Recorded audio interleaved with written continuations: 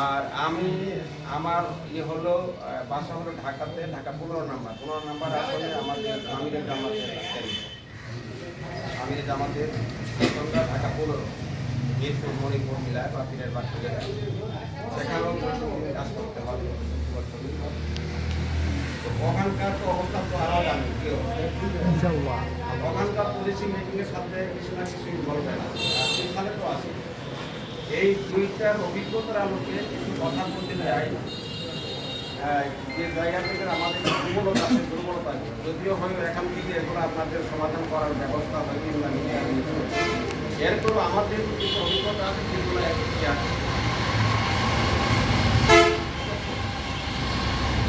Policy আপনাদের নিয়ে আমরা করতে চাই। যে পলিসিগুলোর পূর্ব অনুমান বা নির্ধারণ আমরা আগে ঢাকাতে করেছিলাম।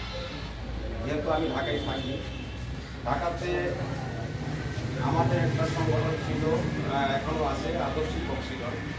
যে আদর্শিক বক্সিগণগুলোর লক্ষ্যই তো আমরা টার্গেটেড প্ল্যান করছিলাম আমরা এই ত্রিশালে এবং আমাদের ঢাকা 15 আসলে এই দুইটার সমন্বয় অভিজ্ঞতাটা কিন্তু আমরা পরিকল্পনা ঢাকাতে দিয়েছিলাম।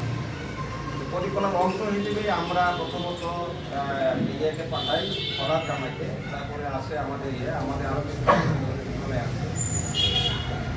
যে জিনিসটা হলো যে আমাদের যে প্রফেসরে বললেন না যে মাছ আমরা মারলাম রাখলাম খালের ভিতরে, কিন্তু থাকলো না। এইটা যদি না থাকে তাহলে সারাদিনের পরিশ্রম কি আমাদের কিন্তু কি হবে, সফলতা আসবে না। সারাদিনের কার্যক্রমে শেষে নিয়ে যাওয়াটা কি হবে, রেজাল্ট কি জিরো থেকে রেজাল্ট যেন আমাদের 100-এ 100 থাকে, তার জন্যই কিন্তু আজকে যুব সমাজের আয়োজন। আমাদের এখানে 1200 কর্মী নেই, কিন্তু 1200 থেকে তো কিছু হাত আছে।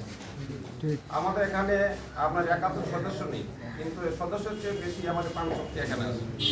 সাথে নিয়ে 250 উপরে, কিন্তু সাথে না থাকলেও আমাদের আমরা যদি সেই প্ল্যানগুলো আমরা নিতে পারি, নিতে পারি, হাতে এগুলো আমরা বাস্তবায়ন করতে পারি, আমাদের মেন ফোর্স এবং আমাদের সমাজ, আমাদের ছাত্র সমাজ মিলে, তাহলে ইনশাল্লাহ আমাদের সম্ভব কিনা আমরা প্রত্যেকটা ইউনিয়ন থেকে আমরা 200 জনের একটা তালিকা এবং প্রত্যেকটা ইউনিয়ন থেকে আমাদের এই তালিকাতে একটা হোয়াটসঅ্যাপ গ্রুপ করার কথা অলরেডি তো হয়ে গেছে নাকি, হয়তো হয়ে যাবে। এখন যেহেতু প্রযুক্তির সময়, আমি আমার এখানে ঢাকা 15 আসন 4টে গ্রুপ আছে। এক একটা গ্রুপে মেসেজ দেওয়ার সঙ্গে সঙ্গে মুহূর্তের ভিতরে শত শত মেসেজ চলে যায়।